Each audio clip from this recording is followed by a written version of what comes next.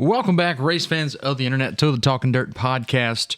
And this one is going to be a good one. Talkin Dirt podcast I think we recorded this on Sunday, July 23rd, the night after the Blue Ridge Outlaw Latemodel race there. We had for the first time ever, Matt is in studio. And then we've got a very special guest, Mr. Hunter Weaver, the voice of the Blue Ridge Outlaw Latemodel series. Hunter was in town for the Blue Ridge race. I said, hey, man, just come on, stay over the night, and we'll record a podcast, share some stories, talk some racing, and we absolutely did. And this next hour is an absolute blast, guys.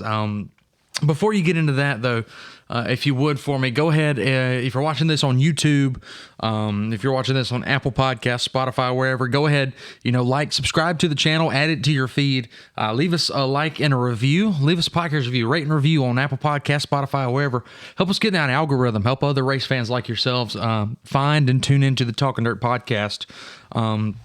But yeah, and then real quick, before we get into this one, I do want to let you guys know that we'll be racing this Saturday at Sumter Speedway here in beautiful Sumter, South Carolina. Come out and have some fun with myself and everybody else. $3,000 to win in the Monster Thunder Bomber Series, as they will be in town for their, I believe, first running with the Monster Thunder Bombers. And then next week, of course, $10,000 to win with the Ultimate Super Late Model Series at Sumter. So, guys, I guess without further ado, we'll get right into the program. Here is myself, Matt Pridgeon, and Mr. Hunter Weaver.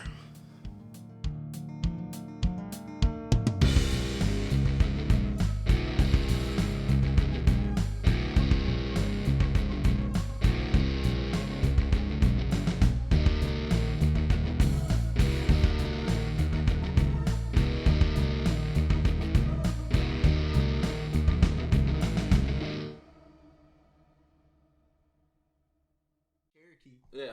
And then they canceled early, and I had texted him. I was like, well, we're going to have another Pridgeon Showdown this weekend. Yeah, and that we was almost did. It was going to be good. We'll talk about it. Because that was about to be a good show. It was. We'll get into it in a minute, but I guess we got to do the intro first, huh? Yeah. So, welcome in, race fans. This is the Talkin Dirt podcast, and for the first time live in studio, I have not only myself, Ryan Williams, I have my co-host, Matt Pridgeon. He's here live for the first time, and we're also joined by the voice of the Blue Ridge Outlaw Latemodels, amongst other things. He's a man of many trades in the racing world, Mr. Hunter Weaver. First off, Matt, welcome to the studio finally for the first time officially, and Hunter, welcome back to the show. We know you did a phone interview a couple of years ago now, but you're finally here in this this is my man cave, my opus, my magnum opus here. The man cave is finished, and you are here. And we had a good night at Sumter, but man, how are you feeling? How's the season been? Y'all have had some really exciting stuff over there with Blue Ridge this year. It's been great. By far since I've been there, it's been our best year. Oh, yeah. We've averaged 20 cars per race the entire year.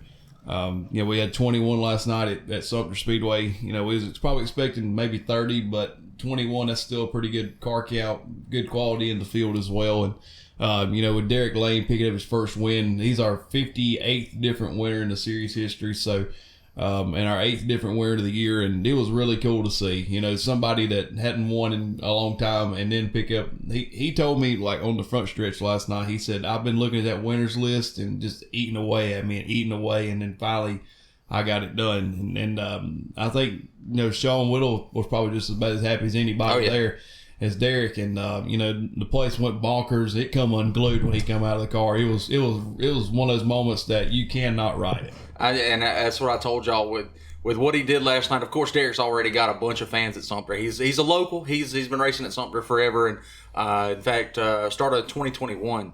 He won, I believe, our first 4 races. He went on a heck of a hot streak, and before he started racing with Blue Ridge. But I told y'all's race director Gerald, and I told everybody last night. I said, what Derek just did, he just made at least 500 brand new fans in these grandstands after he gets out of the car and does the whole corn dog trick. That was pretty exciting. But transitioning, we also have on the show a man who didn't show up to race last night. Who should have? Who should? Nah, it depends. He had some stuff going on. He was around, but he'll be back again. Matt Pridgeon. Matt, how are you doing this week, man? It's been a couple weeks since we recorded. You've been up to a lot, but I guess car still in one piece after the debacle of a week ago, huh? Yeah, well, qualified 5th last weekend, moved up to 3rd, and had a good pace going. Was leaving 4th place a little bit from what my spotter was telling me, and so it was going good. And then about 5 laps to go, the motor just shut off. No signs of anything, no sputtering or nothing. It just completely cut off, and thankfully, y'all didn't throw a caution because that would have been worse, because by the time I rolled down to turn 3, I was able to fire the car back up and finish the race, and ended up finishing, I believe, 6th. So, I mean, only lost 3 spots, but still. And I was trying, I don't know if you saw this or not, I was driving my Hiney off to try to catch back up to Tony Terry. Yeah.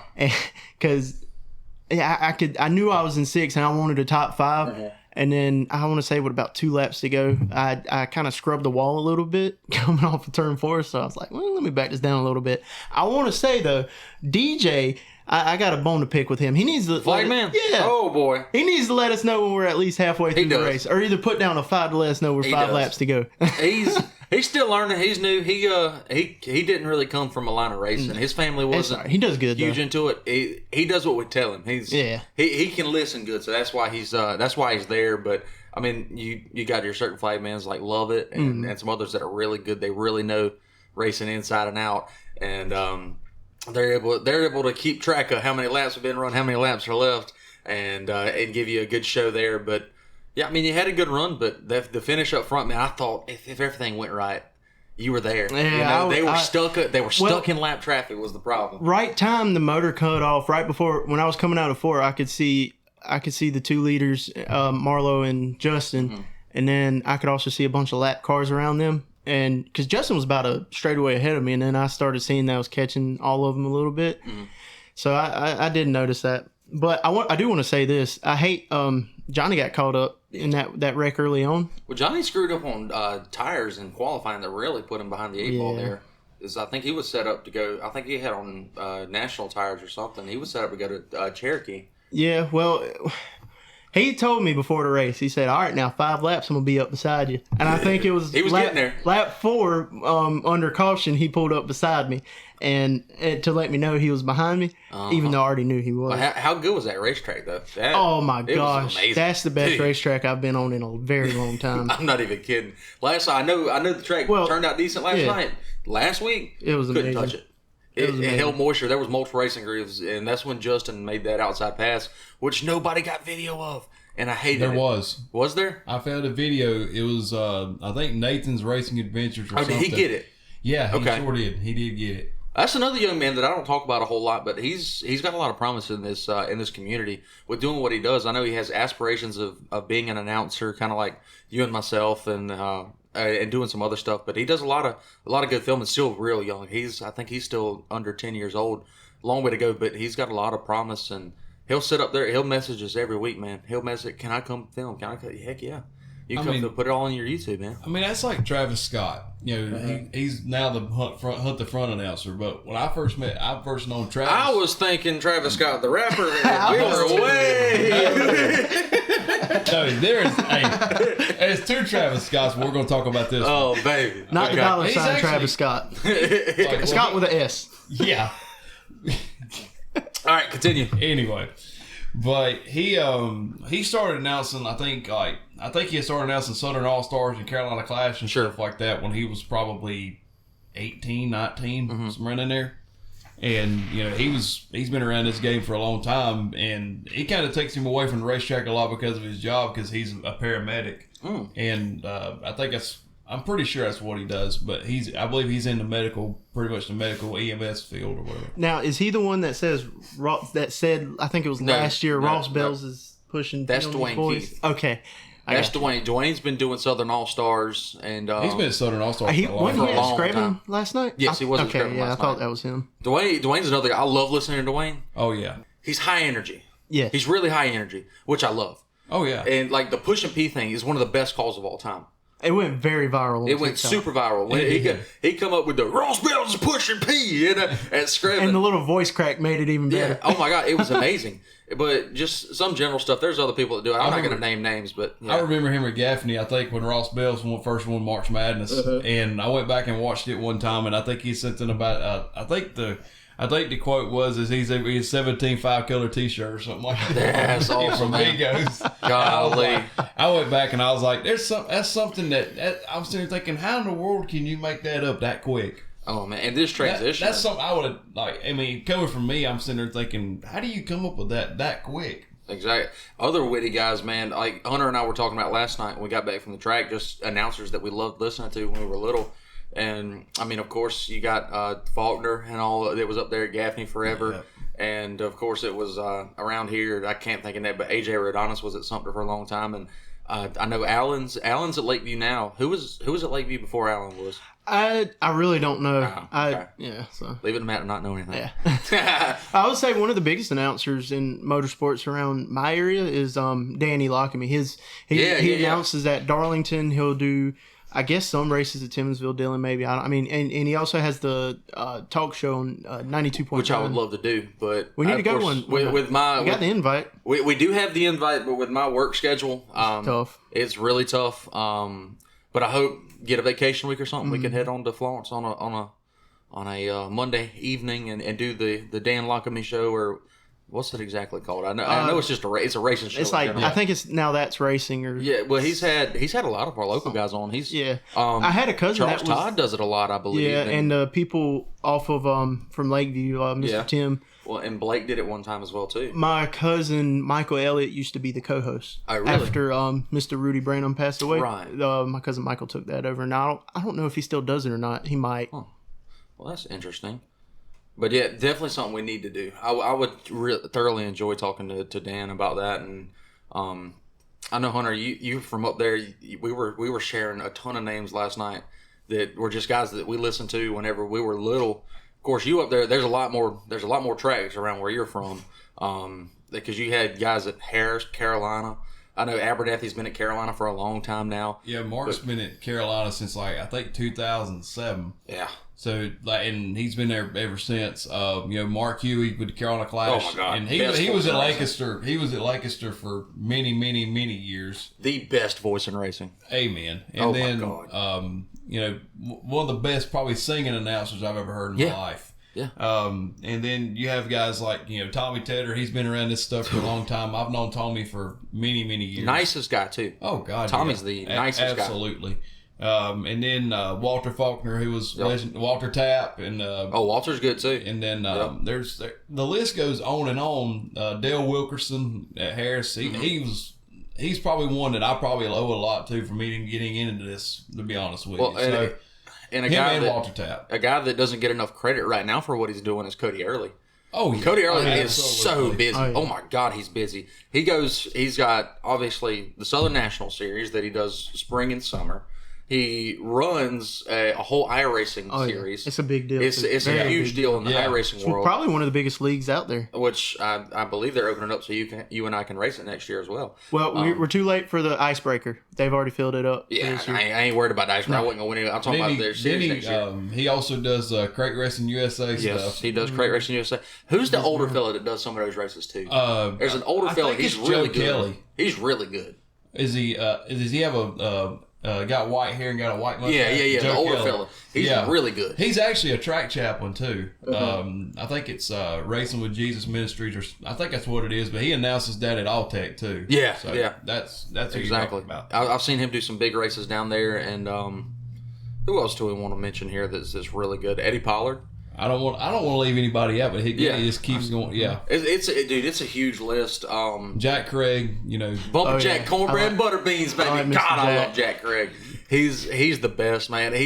Matt and I were up at Friendship a year ago now, right before they closed down for the first big. It was the first big Mid-East triple header night up there. Jack was on the call for all the stuff, and there was a fight in the 602 race on the back straightaway. Now this was a fun night.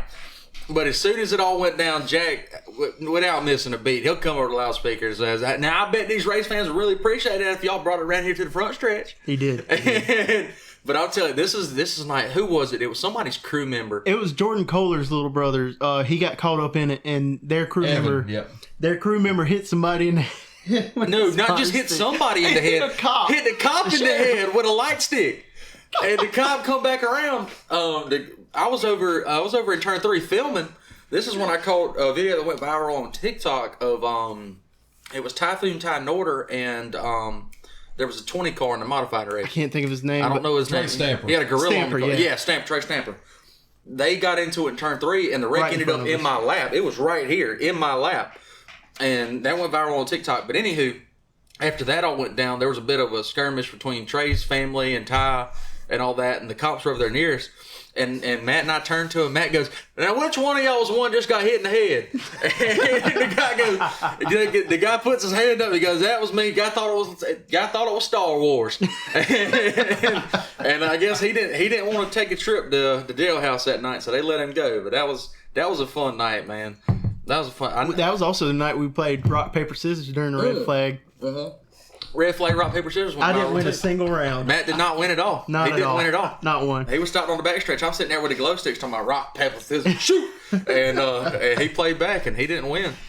I know y'all had a time or two up there at Friendship. Yeah, I think we Jason, at one time, it was pretty much a regular thing for Blue Ridge Outlaws to be at Friendship. Right. And I just, different changes in management and different things like that at the Speedway, it's kind of been in and out, but, we've always been, we're still going and keeping on going what we got right now. And, we still got a lot of great racetracks we go to. Right. I tell you, a hidden gem is probably East Lincoln. It is. It's a place that, Ray Evernham owned it and ran it at one time. But, with the location of where it's at, it's not far from Mooresville. Mm-hmm. It's not far from Gastonia. It's pretty central in a way. And, there's a lot of people can be intimidated by it because you're sitting there thinking, well, we might tear a bunch of stuff up when we get here. But it turns out 9 times out of 10, I don't hardly see much tore up at all. That's like the last time we was there, Colt Smith, he got on the out and the track was a little dry on that night, but he could, the outside, you can run the outside in turn 1 and 2, 3 and 4. A lot of times you end up on the bottom, but he come from 14th to 3rd that night and passed everybody on the outside and did not touch a single car. He didn't have a tire mark on it anywhere. Yeah, he told me about that last night. And Colt's another guy, a young guy that he was racing Lawrence County for 4 or 5 years there. Got a bunch of limited wins, and all of a sudden, 602 wins, limited wins. I know he. Doesn't he have a son that's starting to race now? CJ, yeah. Yeah, CJ. He used to race go-karts a few years ago when I first met Colt and him, and he's kind of got his first win last year too. Yeah, he had been running like Young Guns front wheel drive or whatever, but he's kind of he hadn't been racing a whole lot. He's kind of put a little bit on the back burner because I think he does wrestling, or I think he's in some other sports and stuff like that. But you talking about? I don't know if you've ever met Colt or not. Nicest guy. Oh my gosh, yeah, that's somebody you're talking about as passionate as they can get. They were 5 minutes away from the track yesterday at Sumter, and they had had the lugs come off of one of the trailer tires, and they were able to make it there and barely getting ready there for hot laps. So that bunch right there, if there's a wheel, there's a way. Oh yeah, 100%. And y'all got a lot of guys like that. Not to single anybody out, but y'all got a lot of guys that are just great people all around. I mean, you talk about Scott Shirey and all of their crew. Elliott Sanders is one of the nicest guy I've ever met. Absolutely. Nick Dietz is another one of them. And I actually bought my first 604 from him. Really? Yeah. Well, we forgot to set the timing on it, and we went out the first race, blew it on the 3rd lap of the race. Let me tell you about Nick though. Last year, I don't know if you ever heard this or not, but I didn't know this till the first of the year that Buffalo Bar and Grill, Jeff Robinson. Yep. He's actually a part-time bartender. Nick is, yeah. Nick is. So one time he worked at Buffalo Bar and Grill a long time. Well, there was a banquet. It was Walter Tapp's 602 banquet earlier this year. So they had this upper deck bar, and then we had a private party area and everything. So I walk up the steps, and the first person I see is Nick. And I just found out that he was running with us full time. And I looked at him, I said, what in the world are you doing here? And he said, well, I'm a bartender. You didn't know that? I was like, well, you didn't tell me any. That's awesome, man. Now, he could be out there serving up mixed drinks after the feature's over. That's why I call him the racing bartender. He could be out there serving up mixed drinks after the feature's over. Get everybody all nice and happy. Well, I don't know about happy. Happy? Yeah, it's pretty hard to make them happy. You deal with racers long enough, you know it's pretty hard to make them happy. We deal with it all the time. I know y'all do too. Oh my god, with Blue Ridge. Yeah, but I take offense to that. I'm pretty happy. You're the worst one to deal with. Not playing. You're pretty easy. It's your daddy that gets me sometimes. Well, I tell you, but the moments like last night with Derek Lane, for example, sure. that's what makes it. It makes it worth it, right? Yeah, 100%. Absolutely. It makes it worth it. Like the first time I think about the if you want to talk about something that makes all the drama and stuff worth it, was Matt knows this story very well because he's a part of it. 2019, Matt was really struggling whenever he first started. He was that guy. We've always had the rule. It tends to happen on them big jobs. It does. Well, he was really just getting into the late model game. I think it was your second year in the late model, third. Yeah, something like that. But it was one of those things like we always had the rule: if you spin out 3 times unassisted, you have to go back to the trailer or whatever. And he was that guy that just about every week it was happening, no matter what. But on one fateful night, he was able to put it all together and started 5th, come home second. Started 5th, worked his way up to 2nd. I don't know what changed, but when I tell you that I was up in the tower, this was the moment that he and I became friends. This was the moment that he and I became friends because instantly I started cheering for him when I saw him start doing good. I was like, "You go, boy!" And you were on the receiver at the time. I was on the receiver at the time. I wasn't announcing just yet. Excuse me. You're on the receiver telling somebody to go. Mm-hmm. I was on the receiver. He didn't do all that. I didn't do all that. But after the race, what really got me was whenever we were straight away behind the leader. Anyway, straight away behind the leader. Still, checkered. It don't matter. His daddy thought it was a win. I even crossed the line doing that. White flag lap. His dad is up right at the edge of the track, hands in the air, celebrating already. His white flag, 1 lap to go. By the time he got around to the checkered flag, his daddy is at the pit entrance on his knees, thanking God. I'm telling you, that was a good night, and that's the moment that Matt and I became best friends. And oh God. And that was story. That was the first one that made you realize why you do it. And I mean, other times there's more sentimental times. But yeah, last night with Derek was another one. Oh, yeah. Just to finally see him eclipse that mountain finally. Because I've been watching Derek Lane. Very deserving. I've been watching Derek Lane for years. Racing at Sumter. He won a lot of races with us. Mm-hmm. But then it was whenever he left us and went and raced with y'all at Gaffney, finished 2nd. And then the next week, I think he got that wreck. No, I think with the orange car. He ran Harris the next week, I think. I think it was Gaffney and Harris like back-to-back weeks, I think. Yeah, I don't think he wrecked that night, not that I recall.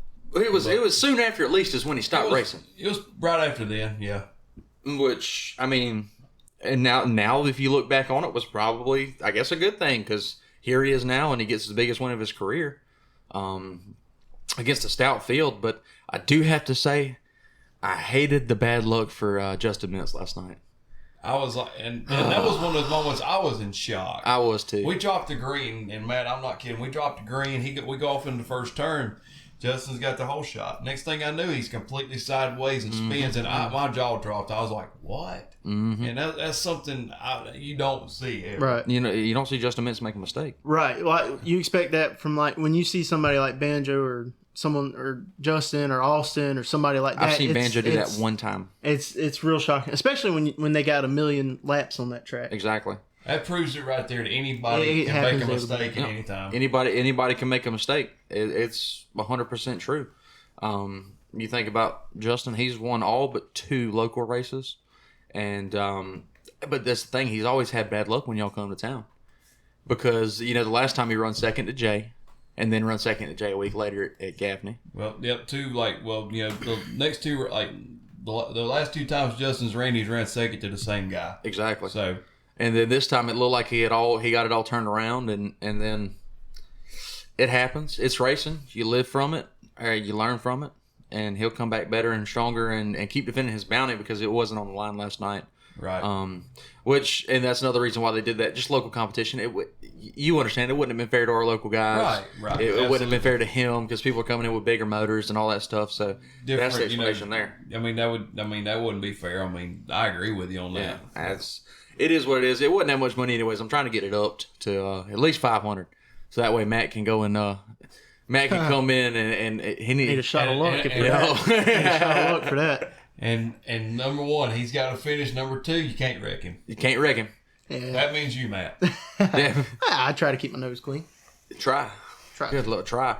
Got it. Got last year's filler panel on it right now. Well, yeah, it happens. It does happen. Well, I stepped on it and Scott had nowhere to go. So. Oh yeah. Scott had a good run last night too. Scott, he did. In the circumstances they had when he got in that wreck in the dash and tore up a bunch of stuff on the left front, and they was able to get it back repaired and pull it over. He ended up third. I mean, he said the car was not. It was okay, but I mean, we were pretty decent. But obviously, I mean, at this point, he's thinking about points racing because this is his third. He's the only person that I can recall. Besides Chuck Smith and Mark Dysart that have went for the championship multiple years. Right. So, and Scott's come bridesmaid one time, and then he come home third in the points last year. Right. So, it would, he's hungry for it. And at this point, we're just past halfway. So, I guarantee he's probably thinking, hey, I got to make sure I finish races and finish good. Well, and the weird part is, at a time at Sumter, he was unstoppable. There was a time that he won 5 Blue Ridge races in a row. I remember that. It's almost like Ricky Weeks was. Ricky Weeks was untouchable at Sumter. Ricky's, I miss seeing Ricky. Like we was talking about it last night. I miss seeing Ricky. I got to announce his last win. Really? At Lancaster. 3 years ago.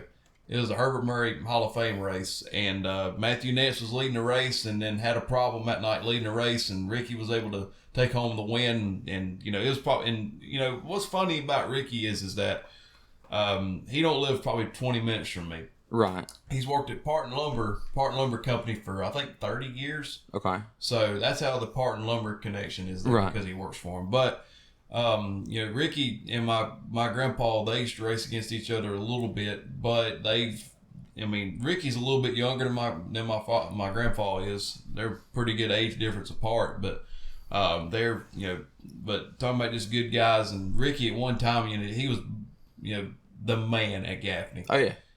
7 track championships. I don't think they were all in a row. I have no idea which years they were, but I have no clue. I'm going to have to find that. But now, he never won a points championship with the series, did he? No, he didn't. Did he just not race with y'all enough? Because I know just about every time I saw him with you. The 1 year that he was close, I think, was 2018. And I think he missed like 3 races, and the 3 races that he wasn't at, the champion that year was able to pick it up. And that was... Because Mike Huey's in 27. Let's see. So Tim O'Mangle's 2015, Jimmy Mack 2016, 2017 Mike Huey. It was David Minton. Then. David Minton 2018. And the nights that Ricky wasn't there, David ran good those nights. Right. So he was able to pick up those little bit of points there. And then David's another guy that I kind of miss seeing. We hadn't seen him at all. He's raced a few times with us this year. He's raced more this year, this time, than he did last year at this point. He runs his own business, Minton's Automotive, so he's another guy that he's pretty much just fitting the bill for everything himself. So and he tried to do some super racing a little bit, and he was like, and it was a lot of people get into where it's a bigger undertaking than a lot of people probably would realize, even though if you're running late models. Right. So David, he's back having fun with us, and he's a great guy. I don't know if you ever met David or not, but he's a great guy to be around. What about Brandon O'Neill? I know he won a championship with y'all. Brandon, he every now and then he's not a full-time racer. He's a new daddy now. Okay, congratulations. I forgot about that. Yeah, he's a new daddy now, and he's kind of busy, kind of with that too. And everybody having kids. He just kind of except you, Ryan. Except me. Well, no, he's having kids. Give me a couple years. His kids are dogs. My kid, I got 3 of them. Them bad children, bad dogs. You gotta wait till they grow up a little bit, dude. You ain't kidding. Yeah, them suckers give me a run for my money. Yeah, but Brandon, he's kind of like the year that he ran the championship. That's the most races I've ever seen him run in a year. 30 something that year, wasn't it? Yeah. But, I remember him running Carolina weekly at one time and East Lincoln and stuff like that. And he'd run late models there weekly. But, Brandon's kind of one of those guys that he's never really ran a big schedule. Greg Clark was that way for a long time. And, he's raced a whole lot more year after year since then, he won the championship 2 years ago. But, there are just some guys that, they're like, I'm not going to try to race every week. It's, too much of a, it can be hard. It's hard to do every single week. Oh, yeah, 100%. You got to sacrifice a lot of time, a lot of money. When it comes to, double headers, back-to-back niits, it gets tough. Especially if you got a family, oh my gosh. You ain't kidding. It gets real tough. We figured that out trying to race the super stuff a little bit with Banjo and all. Especially that was right. He was trying to welcome to the big boy leagues. Yeah, right. Once you start getting into those traveling series like y'all or Steel Blocks or Mid East and stuff like that, it's more of a lifestyle instead of a hobby at that point. 100%. It's more of a job. It's more of a job than you want it to be. But I will say this, we do have multiple like 2-day shows coming up, and to be honest with you, those are the most fun. They are because we have those Friday night shows, and we kind of get done a little early, about 9:30 or something like that, and everybody hangs out and really not in a hurry. No, right. Unless if you didn't tear up anything, what's the point in being in a hurry? Well, that's why I love stuff like when SCDRA comes to town or whatever, and they do a 2-night show. You can sit there, have a little pit party, hang out with everybody, share stories. That's what I'm excited for about East Lincoln in a few weeks, for Labor Day in about a month, Sure. So that was a fun race last year, so I'm looking forward to it. Well, that's always my favorite part of racing, man, is just talking to people, sharing stories. I love the on-track stuff, but I love hearing, old stories about back in the day, especially, where I grew up in Sumter, about old Bob Sharp races, Gibbons races, whenever Griffin was out there racing late models and stuff like that. But of course, you grew up around the big half mile when it was a half mile up there in Gaffney and oh my God, close to Harris and all as well. What kind of stories we got up there? Let's share some stuff, man. Let's really get into the weeds here. All right, we'll start from the top. Let's start from the top. This is some good stuff here. So, my grandpa raced. They raced Gaffney a lot in like the 80s. You remember the old wedge late models like Sean Harrell had those big left panels? He used to race them every week. Well, not too long ago we saw Ed Gibbons on Facebook. Mr. Sean posted sharing there were some old videos of their wedge car. Yeah. Okay. Well, he's run stuff like that at one time and many different varieties of stuff. But I think I told Ryan this last night. And I showed you that video of the 1994 Blue Gray 100. Yes. Well, that year, they had a class at Thunder Valley in Gaffney called Supermod 4. Okay. Which you could run a full tube chassis car and just put a 4-cylinder motor in it. So they had the bright idea they went to Tony Ford at TNT Chassis in Piney Flats, Tennessee. So they go buy this late model and they put a 4-cylinder motor in it. I'm not joking. And it was on American Racers at that time we were running them. Right. And it was McCreary at the time, but McCreary brand. But anyway, I think they ran 17 races that year at Thunder Valley, and they won 14 of them. Wow. That's just the difference in the car there. And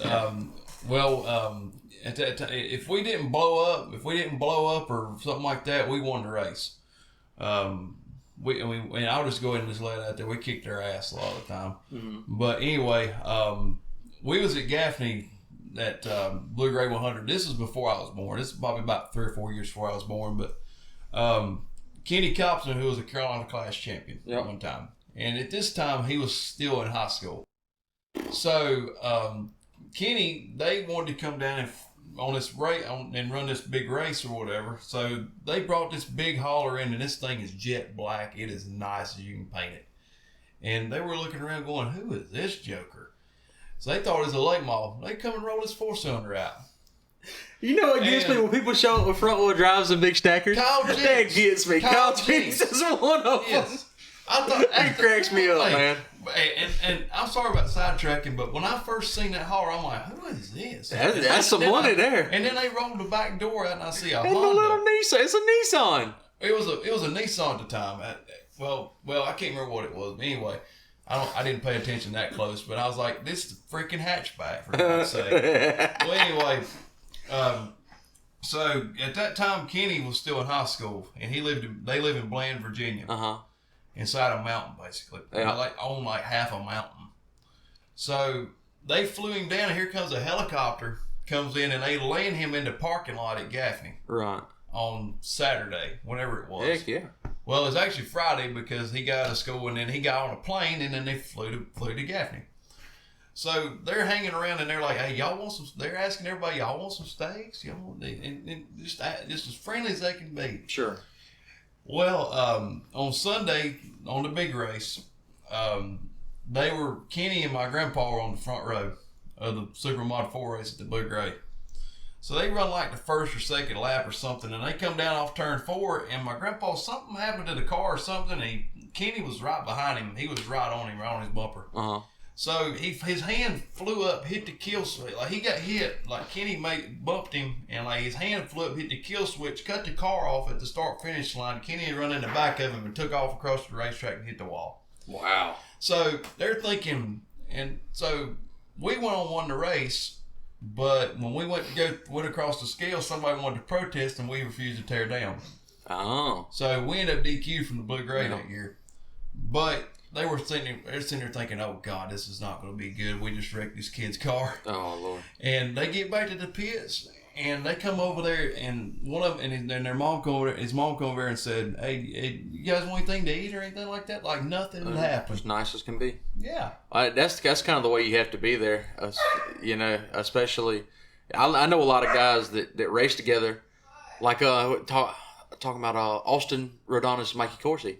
They race out of the same shop. They use the same couple trailers, whatever. They wrecked each other a couple weeks ago. They had to sit there in shame and load up together because they wrecked each other. Don't it always work out that way? It does. The guy you wrecked, you end up parking beside him. Yep. Well, a few weeks ago at Sumter, y'all had Chandler Fowler and Bradley Fowler. And they wrecked each other. And they wrecked each other. They wrecked each other. Wasn't that the first race when we were there? I think that was Blue Ridge. That's that what was it Blue was. Ridge, yep. That's exactly what it was. They wrecked each Father other. and son. Imagine that ride home. My God. Well, at least they come in separate trailers, though, so they can kind of get a little wild. It can either escalate where you're boiling hot ass mad when you get home, or you're going to be cooled down by the time you get back. But, all right, so more Gaffney stories. Well, I'll just say this. Now, this is where y'all, both of you, and my families were different.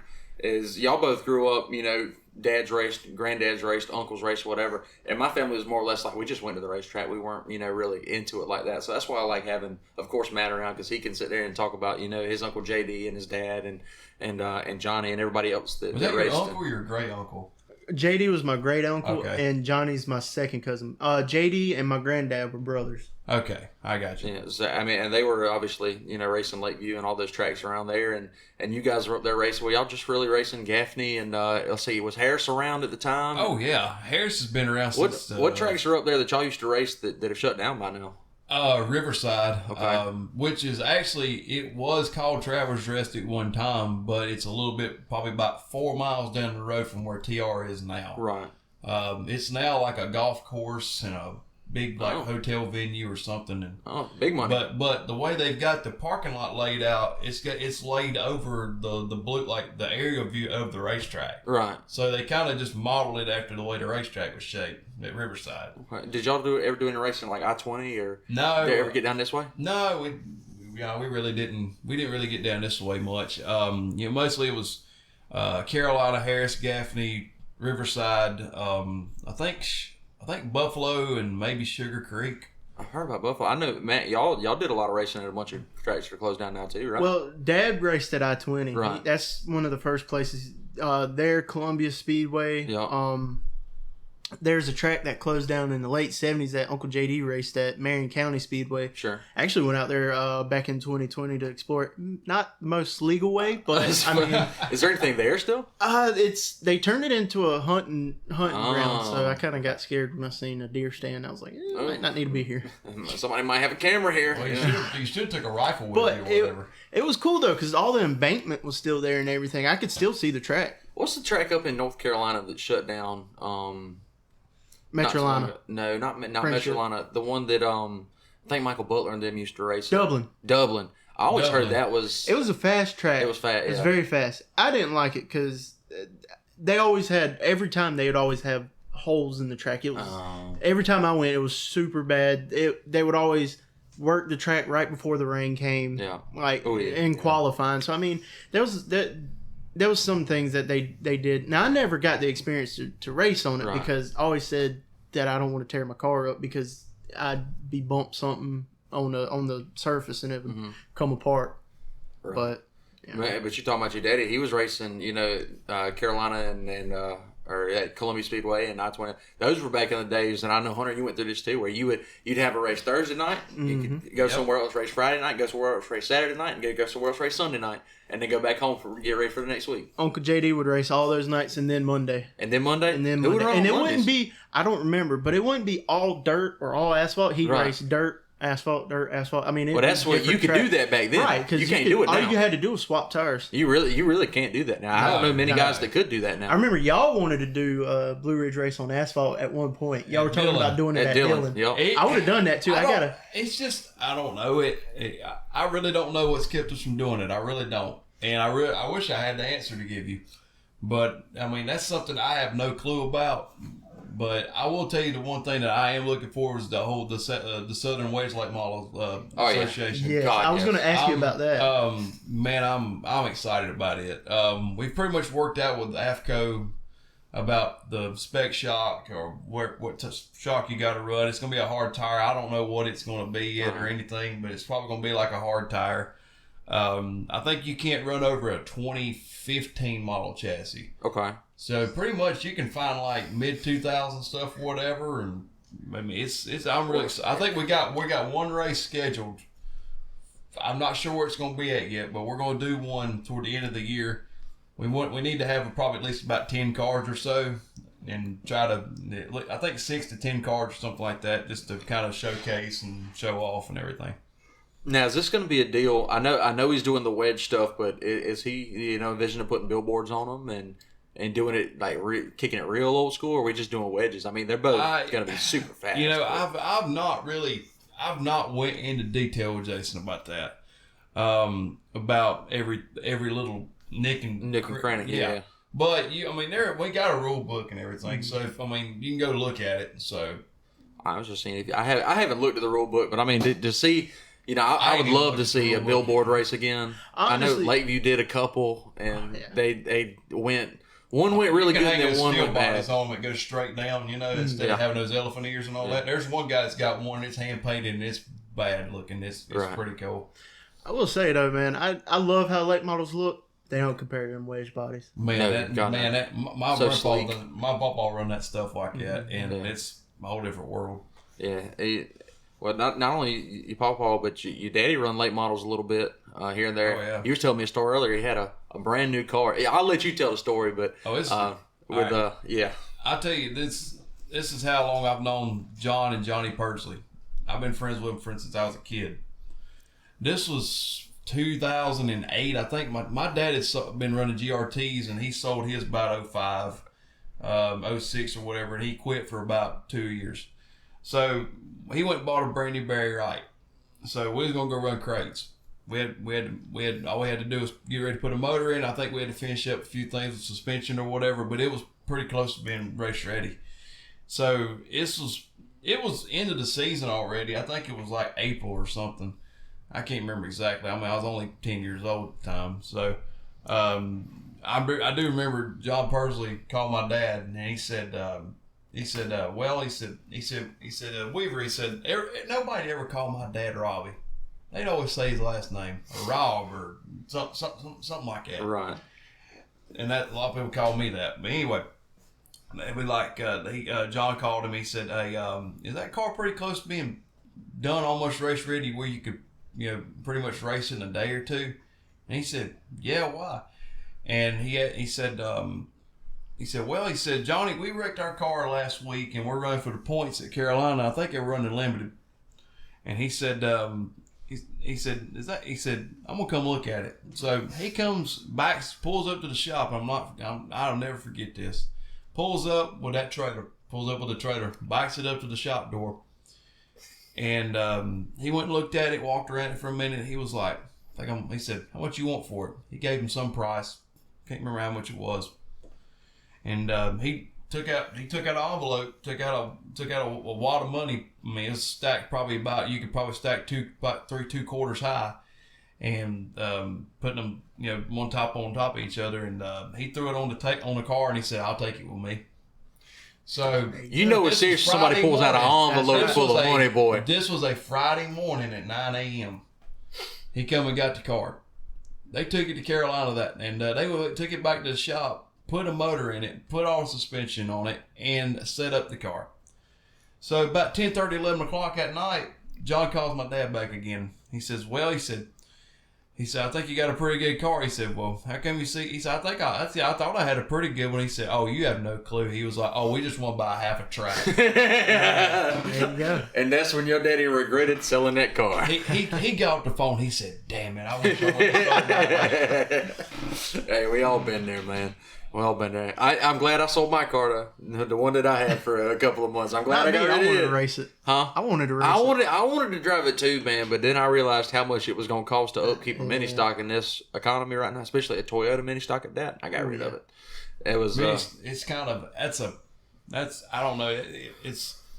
I love mini stocks, but a lot of times it can be a little more expensive than what people realize it is. You probably even front-wheel drives. The best thing is probably freaking Crown Vic.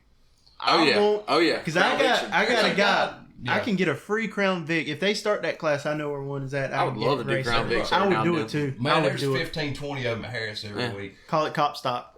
Cops, they had him at Scriven last night. We watched the end of it. Yeah. We watched the cop stock race at Scriven last night. Dude, these guys were banging boards. It was there's a fellow who runs our enduro every year at Sumter, Brian Barnes. And people listen to remember him because he's the guy that got stuck on the inside guardrail for about 75 laps this past year. But the white flag, turn 1 at Scriven, he went out there, boom, right into the guy, sent him up into the wall. They didn't say a thing. They let him ride. I mean, that's the kind of racing you want to see, man. I mean, of course, it's a little here or there, but that's the kind of racing you want to see is guys getting in there really banging it up and racing, and that's what a lot of these, just to say it, a lot of these late model guys can't do that because these cars are so fidgety.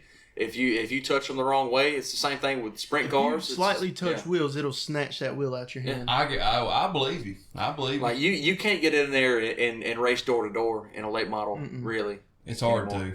You can, but it's hard to. That's why I want to see the wedge cars come back because you could do it back in the day. You could run them back in the day and you could get up there beside each other, start beating some doors down, trading some paint. But nowadays these cars are so aero dependent. It's ridiculous. Talking about trading paint. Okay, so this is like iRacing app. All right, so 2002, was at Gaffney. So my dad was running like limited sports, like street stock type stuff at the time. He was running. It was called Stock 8. So it's one of the funniest things. It's so stupid, but so my dad's running second to a guy named Jim Wilson. Okay. And they take the white flag, and there wasn't no wall at Gaffney at the time in 1 and 2. Bad size. When you said that, bad size just got as wide as a football. My Lord. No walls on a half mile. So they were probably running the middle of the high side. I mean, they wasn't right up against the barrier or nothing. But anyway, so they talking about in the air dependent thing is he got on the outside of rear quarter panel and like just took the air right, like just took it right out from underneath him. Didn't touch him at all. My dad won the race. Sure. So at the time at Gaffney, you had to go in the tower to pick up your payout. So you had to basically drive up behind the grandstands and walk up in the tower and pick your payout up. But payout wasn't ready yet. So they go back down to the grandstand. They're sitting there watching the late model race. And these people were sitting down below them, and they were just giving somebody some immortal hell. I don't know. Then they listened to it a minute, and they figured out they was talking about him. Mm-hmm. They didn't know who he was. And they was just saying he hauling around, just saying, talking about being a dirty driver and all kind of stuff. Well, the guy that used to help my dad at the time used to smoke cigarettes. Well, so okay, all right. So my dad was like, I think we need to get ready to we need to move or something. He said, hold on a minute, hold on, wait. So he looked down and he went down and tapped this woman on the shoulder and he said, hey, ma'am, he said, you got a light I can bum off of you? So she turns around and she said, yeah, sure. So she turns around, he lights a cigarette up, hands that lighter back to her. She turns around, starts talking to him about my dad with him sitting right there beside him. He's like, yeah, he's a dirty driver. And he was like, and he's sitting there beside my dad. He's like, yeah, he sure is, ain't he? You want to talk to him? He's right here. He's like, yeah. Golly, man. He was sitting there, he was sweet. They said he was sweating, he beating, he was sitting there thinking, oh my God. He was ready. Bet. But speaking of aerodynamics, though, there was only one. This was a long time ago. I was racing go-karts back then. This was probably about 2007, 2008. I was racing at a track called Possum Kingdom. Oh, yeah, I've been there. There was 14 go-karts there in my class that night. Mm-hmm. I was probably running 8th. There was the top 6 had pulled off from the pack I was in. So I was second in my pack. And Possum Kingdom's a huge racetrack. Oh, yeah. You have to draft there. Mm-hmm. And I was trying to pass 7th place, and I pulled down coming off of turn 4 to go up underneath them. And when I did, before I even got to the flag stand, I was already in last. Wow. So aero dependent. My gosh. Drafting in go-karts is crazy. It is. And I mean, and y'all two were both came from that, go-kart neck of the woods. That Hunter, of course, still in it. You were running you were announcing a bunch of races and running the media page for a while there. I want to say that you shut that down by now, right? Yeah, it was. Let's see, it was first of last year, and right. I mean, I still try to go every now and then, but I'm so busy now with me working and doing. I deal with the Blue Ridge and everything. It takes me away from it a lot. But when I get a chance, I try to go. Right. Especially some of the bigger races. And you're not only doing Blue Ridge now. You're doing a lot of local shows too. You've been at TR. Yeah, times. I've been filling in there a little bit, like on Friday nights, and it's been a pretty good time doing that. On Friday nights, getting there at 5, 6 o'clock or whatever, and getting out of there at 10, 11 o'clock or whatever, and be home in an hour and some change, and it's pretty good. That's the crazy thing. I don't know your luck. He was talking about time just now. It made me think. I don't know about your luck, but every time you come to race, we get done late. I'm talking to Matt now. Every time you come to race, we get done late. Last night we were done before 10 o'clock again. Well, this year I don't get it. Y'all have been really good about getting done pretty early. Last week was the latest I've seen. Now it did rain and all that. The other two, yeah, right. Because I mean, we had a late. Well, no, it wasn't last week because it started raining at 10. It started raining at 11 o'clock. We had to stop. That's what it was. It was a week before that. We went to almost 12. I think. Something like that. the 3 times I've raced there, the first time we got done, it was still daylight. It was like 7:45 when I got done racing. Yeah. Second time we were out there by like 10 o'clock. Yeah. We were at the gas station leaving at 10 o'clock. So I mean, last week y'all couldn't help that. Well, and here's why I say this. I want your opinion on this, Hunter, too, because obviously with the series working and all, is it y'all stance too that you really don't matter where it is, you want to be done before a certain time? Like, because for me personally, I don't want to be sitting I love racing to death, but I do not want to be sitting at a racetrack there until the wee hours of the morning. No, and every once in a while it just happens. If you have a bunch of cars and if it rains or just different circumstances, but not on a consistent basis whatsoever. I mean, different tracks start at different times. Like with you guys at Sumter, East Lincoln, Lakeview, pretty much start at 5:30. Yeah. And then some places start at 7. Some places start at 6:30. Right. We kind of want to be to where we're on the racetrack, and we don't want to be on. We want to be on the racetrack by roughly 10. Well, we got y'all were on the racetrack yesterday before 10, or no, we don't want to be after that. Yeah. Y'all were on before it was dark yesterday. I mean, then that went. We were done at pretty smooth. 9:15 maybe. What time did we get on the racetrack? What, 7:40? Like it was. I want to say like 8:30. Yeah, because we was done by 9:30. I think. Yeah. With our race. Way done. Even with the whole the corn dog ordeal. Yeah, I mean, heck, I think everything, but heck, I think we was on the racetrack maybe 30, 35 minutes maybe total. 30 lap race, so even with a few cautions, so I mean, it was pretty good. It was dang good, is what it was. And I just need Matt to come show up for one of y'all's races and have a run. I need to, man. I need to. We run late in a few weeks. I want to get. Don't one say that. Sumter. Tell him Sumter. No. I mean, I'm more than likely going to be running at the one in Lakeview, but I do want to get. I haven't been. We only run Sumter one more time. Since I've gotten the car I'm in now, I have not raced the Blue Ridge race at Sumter. Really? Mm-hmm. Really? The last time I raced the Blue Ridge race at Sumter was in the red car because I had the wrap way. on it. Dustin Mitchell was there that night. He was driving the Yes. 89. Johnny was there that night. I tore the wall down in 1 and 2. You did. So, It's another guy I want to see race with y'all a little bit is Dustin Mitchell. well, But he's doing big stuff right now, though. and Corky's selling all the stuff apparently. Really? You haven't Yeah. seen it on Ooh, Facebook? no, I have not. Yeah, it's all over Oh Facebook. boy. Yeah. Well, he's been back in the D8 for a while too. He drove the D8 car last night at County Line. Okay. Corky was helping. Guess who won at County Line? Take a guess. Michael Rouse. Michael Rouse. Of course. It's always Michael Rouse. Potato Express. The Sweet Potato Express, but one of my favorite guys. I don't know. Have you ever met Michael? Yeah, he won Great one guy. time with us at Fayetteville. First time we went to Fayetteville, he Great won. guy. He ran one time with us and won. And I swear, One start, one win. dude, if he was able to find some backing and really give it a go, I think he'd be so. solid. He used to race asphalt. I remember him running late models and stuff like that on asphalt, and he was pretty good over there. But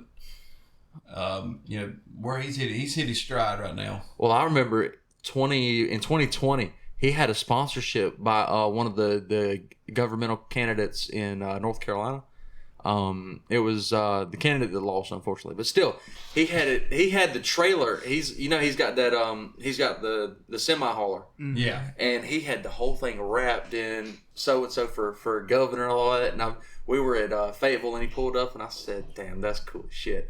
And I think that's the first time I had ever seen somebody like running for governor on a dirt car. And I mean, it's kind of a niche market. If I decided to run for governor, I know where I'd campaign. I tell you, one of the coolest wraps. Everybody knows who Jason Atkins was. Who used to run the Fuel Series and everything. Yeah. His brother Ryan, when he used to race. Yeah. He used to be sponsored by Tasty Cake and combos and all that. Probably talking about my car because that's who used to have my car. Really? Yeah.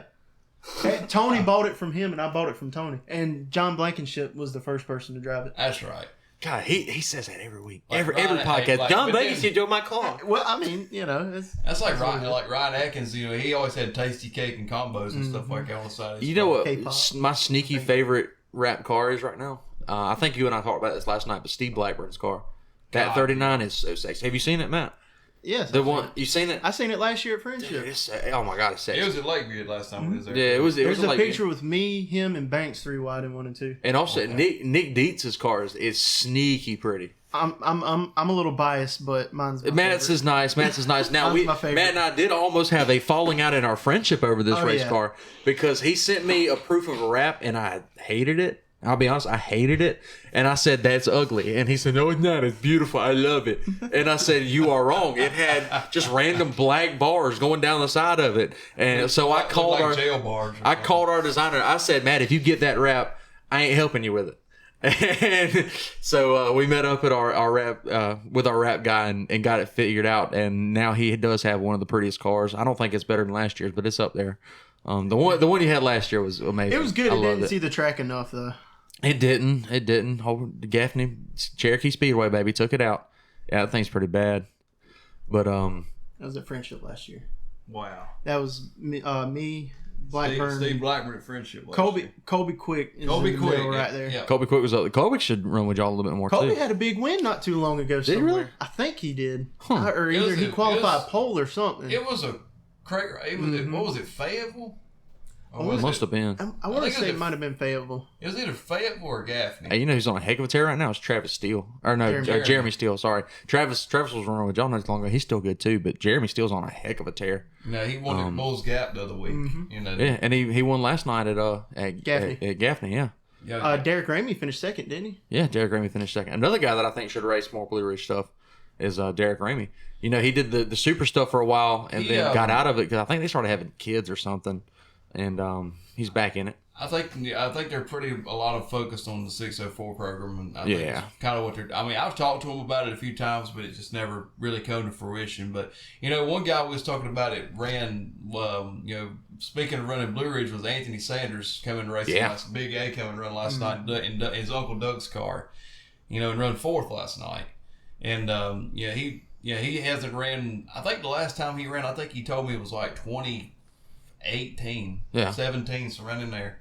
And I think he won one at 311 at one time. But, he said him and Doug, everybody, they said they had a blast. I bet so. They had a blast. I bet so. And the big thing there with Anthony, though, is, when I saw him pull in, or when I was told that it was Anthony, I was like, this could be really good, because his first career super win come at Sumter. Yep. Back in, 2021. I think it was 21. With the Clash. Yep. And then, of course, he got the one after that at Gaffney with Ultimate, I think. Yeah, that's right.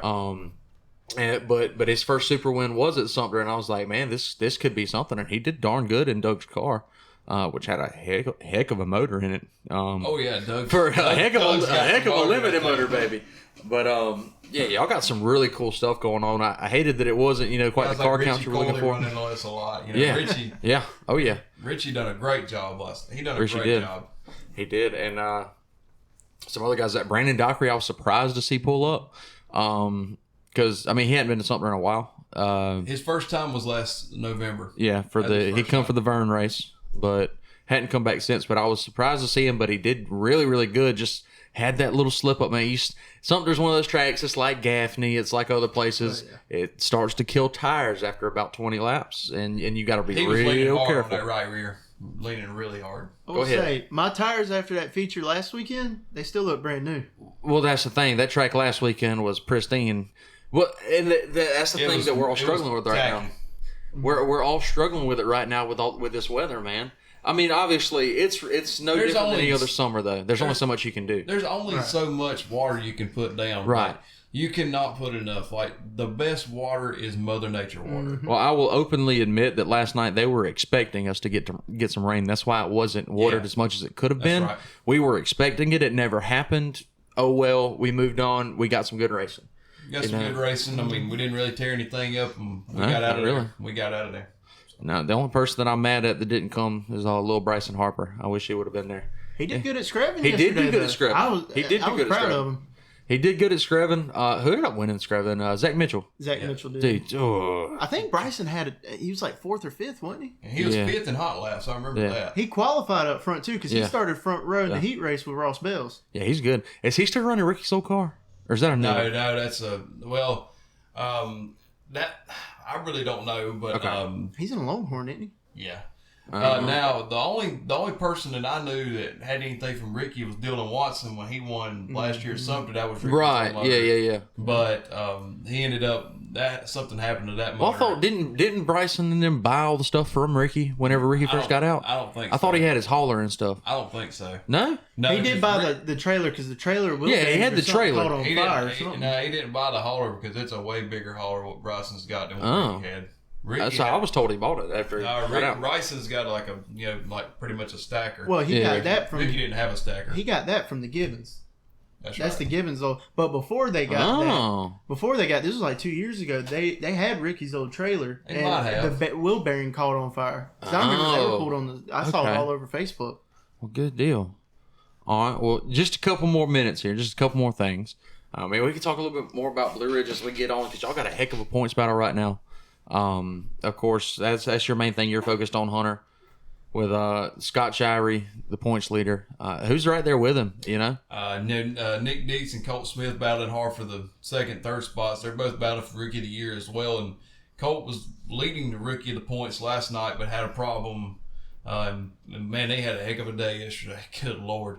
Just getting down to the racetrack was a daunting task, as it was, and then much less getting there, but Nick was probably going to be able to take back over second, because there was like 11 points separating them. Mm-hmm. So I think Nick was able to retake the second points and the rookie points lead. And I think we've got over 80 drivers that have ran all the races so far this year. So we're pretty excited about it. We still got some good stuff left. So it ain't over by any means. Absolutely. What's y'all's next couple races coming up here? Our next race will be August 5th at Lancaster. Our final time there this year. The Philip Knott Memorial, paying $2,500 to win. Then our $2,500 to win at Lakeview, the last Steve Heights mini series race, August 19th. Right. And then we got Labor Day Showdown at East Lincoln Friday and Saturday. Lawrence September 30th. King of the Carolinas, Carolina first week in October. Fall Brawl at East Lincoln Turkey Day at Sumter, Yep. and Thanksgiving Thunder. Absolutely. I'm looking forward to that Turkey Day race, man, because I remember a couple of years ago it was 27 cars. You know, We got our modified stuff still going on oh yeah, too. And, we run next week at East Lincoln. It's a double. Hopefully, just get that in because every time we've tried to run there, it rained every single time. I'm not even kidding. They've ran one modified race that happened at East Lincoln this year, and that was just a warm up race. That wasn't even a series race. Still got a few stops up there at Boone at the fairgrounds, Boone, North Carolina, for that deal. So we still got a lot left with the mods and the late models. So it's been probably our best year by far with the late models, especially. I have noticed though this year more than previous years, the weather has been so iffy.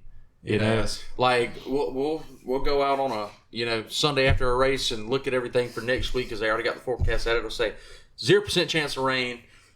We think we're good. We promote everything all week long. All of a sudden Friday comes around and it's popping up this 80% on Saturday, raining from like 5 to 6. It'll literally say 0.0000070. And then all of a sudden, right in the middle of when we want to start racing. And it's really hurting tracks right now. I know where Matt's from, Lakeview. They've rained out, what, Matt, 5 times this year?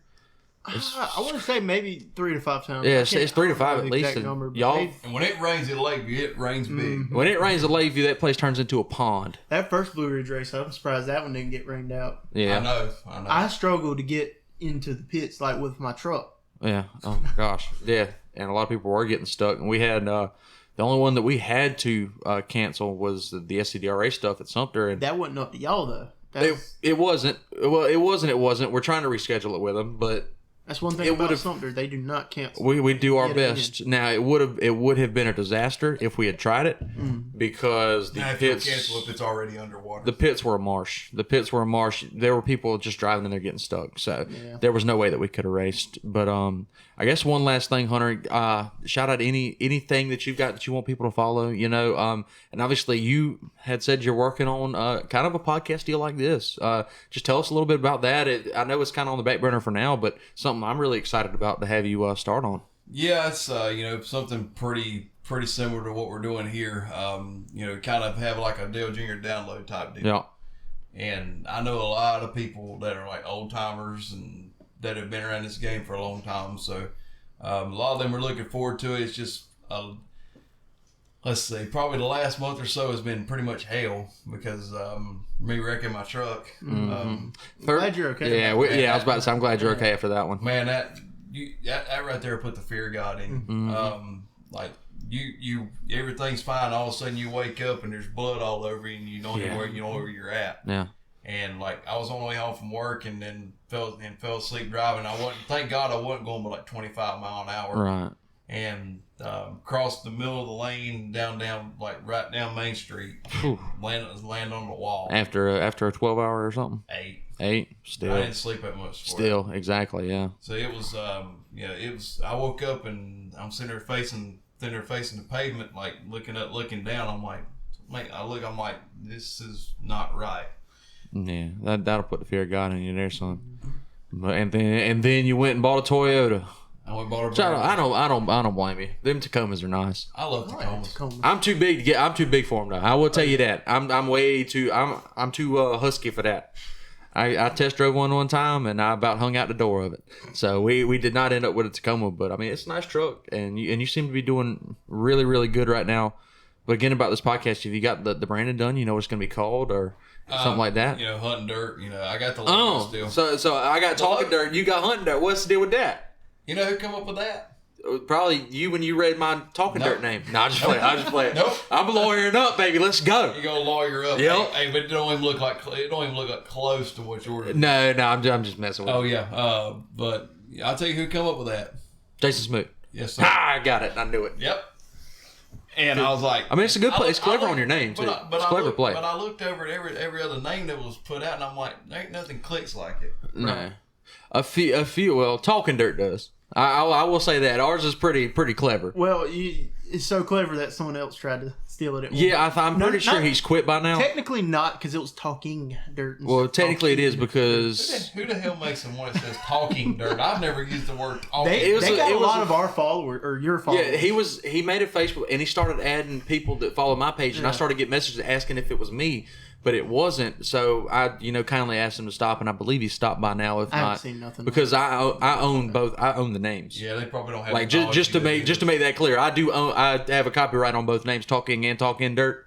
So Yeah, they probably don't have the knowledge that you do either. Nah, I like I said, I'm trying to run a business here. Don't steal my name, Which is why I need to get you and I were talking about the trade show up in Hickory. In Hickory That's every year. fun. I need to get a That's Talking a lot Dirt of fun. booth set up there next year. We need to Get go up one there. big and do enough one. so I can bring my car too. Yes, that's what I'm saying. We need to get a booth up there, bring your car, and do a show up there.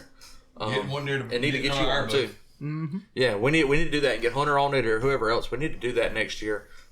Remind me. Have or- random people yeah, pop in. Exactly. But That's a fun 2 days up there. That's Yeah. all Well, I I always go to the Charlotte Racers Expo. I've never been to one. No, in wait till you Hickory. go to this one. This Charlotte is ain't got awesome. nothing on Hickory. Well, now It's not an auction. Now, I went to the expo back when it was big, back in like the early days, but here lately, it's not been the same as it was. Now, it's gotten a lot better than what it has been. Oh yeah. But there for a while, the It's Racers just Expo struggled. this whole deal is purely a trade show and just Right. like seminars and stuff. Kind of like PRI. Kind of like a Yeah. mini PRI. Yeah. I got you. Basically. So I guess I want to go to that one too. yeah, PRI would be dope. But that's yeah. all in Indiana, so. I probably couldn't afford none of the stuff they got. Yeah, there, right. I was You walking around probably can afford a even. cheeseburger. I was walking around even looking at some of the stuff for sale at the Hickory show. Some of this stuff's getting expensive, man. But they had some really nice stuff up there. But I guess that about covers everything, man. We've been going for about an hour here. Matt, you got any questions for Hunter before we let him go?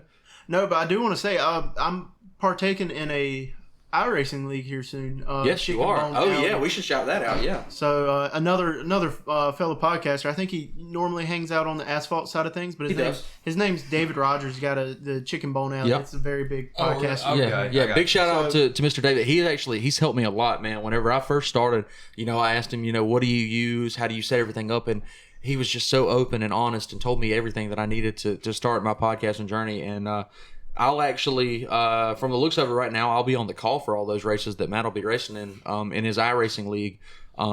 So that's going to be really, really cool. So yeah, thank you for saying that, Matt. Shout out to David Rogers and Chicken Bone Alley and all I that didn't know stuff. what his name was, so Yeah, David. He's got a few co-hosts, but the main guy's David, and he's a wizard, dude. He's a DJ, he's a podcaster, he's everything, man. He does it all, and he races. And he races. Legends, Yep. Asphalt Legends, and Asphalt Chargers. Absolutely, he'll love hearing this too. I know he listens to most of our shows, so he'll love hearing this. And I want to get us on his pod. I want to do some yeah. cross promos one day. Get him on this one, get us on that one. But definitely, man, yeah, appreciate you saying that. Anything else, Hunter? You got anything you want to add before we let you go here? Pretty much, that's pretty much wraps it up for me, and it's been a great time, and it's always fun. Absolutely. Well, Hunter, thank you so much for doing this. Matt, thanks for actually showing up to the in studio one time. We'll definitely have to do this again, but thank you guys for listening to Talking Dirt. We'll catch you in the next episode. Later.